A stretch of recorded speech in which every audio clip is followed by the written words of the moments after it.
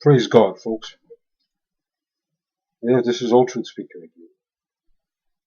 Just got out of service, serving my God. That's right. And this is another video about more disturbing things that are happening in our country. And the name of this is Bernie Sanders and Black Lives Matter, a disgrace.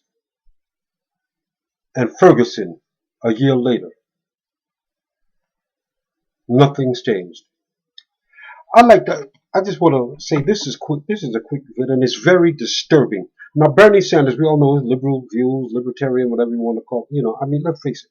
This man is standing up for the worker, the middle class, which is being wiped out. We already established that fact numerous times, so we're not going to go there. And that's a subject for another video.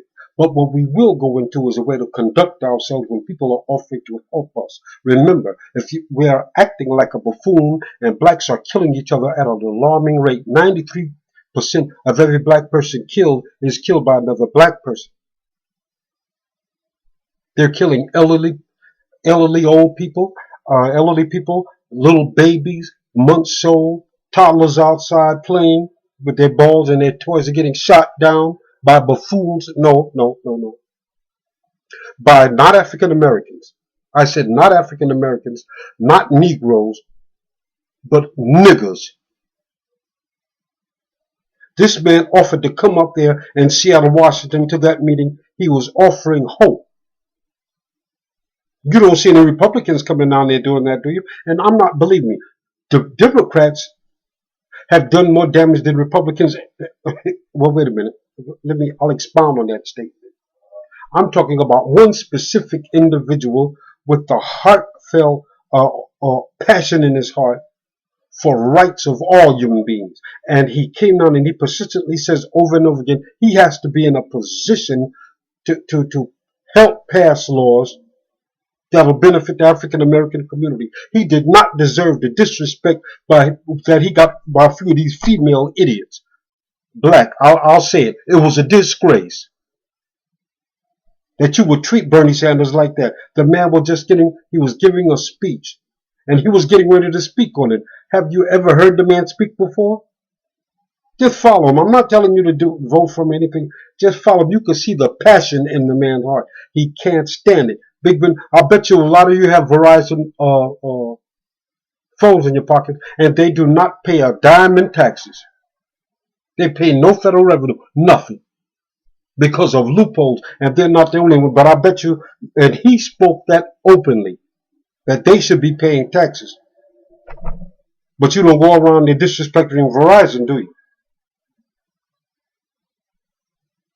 I'm just saying it is disgraceful the way you treated Bernie Sanders. I wouldn't even be bothered with you. I wouldn't. You were rude. You'd have stopped them arguing with the man and tell him what he didn't do. He has to have time, and he has been making. What's the use? This is why no one takes black people seriously.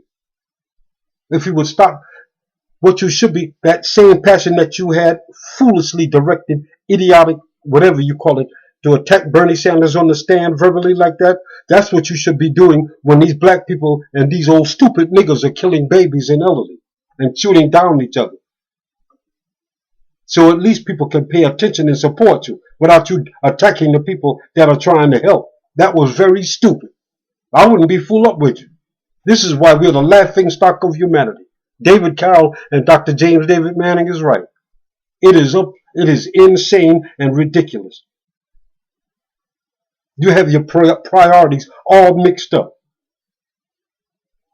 Stop going to malls, stop killing each other, and stop spending your money with people that are not helping your community at all.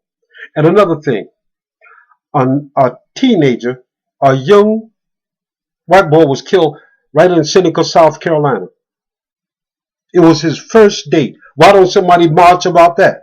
He was an innocent kid.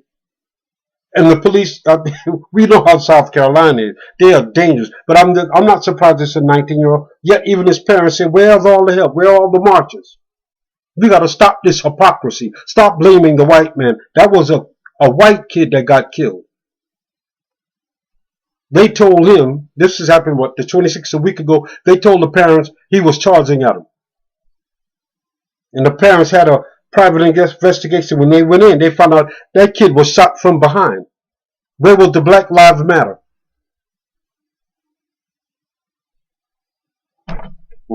Yeah, yeah, right. Nobody's taking you seriously. That young fella did not harm anybody. Don't call anybody a racist if you're a racist yourself. This is about all Americans. Let me tell you, big business and special interest groups own America, and they own and they have bought and paid for the politicians. This is what Bernie Sanders is saying, is just showing. He's just telling you the truth. United we stand, divided we fall. And we as black Americans, we can't even stand long enough together to fall. This idiotic, imbecilic buffoonery. Our critical in that, we need some critical thinking. Our thinking skills have been depleted. No, I'm not going to say that. How do you expect anybody to take us serious? I don't know. The one who went up on there and got those mics and snatched them from Bernie Sanders, you need to put those microphones down and pick you up a book and go back to school and read, or a library or something, and ask the Lord to give you some common sense. That was a disgrace.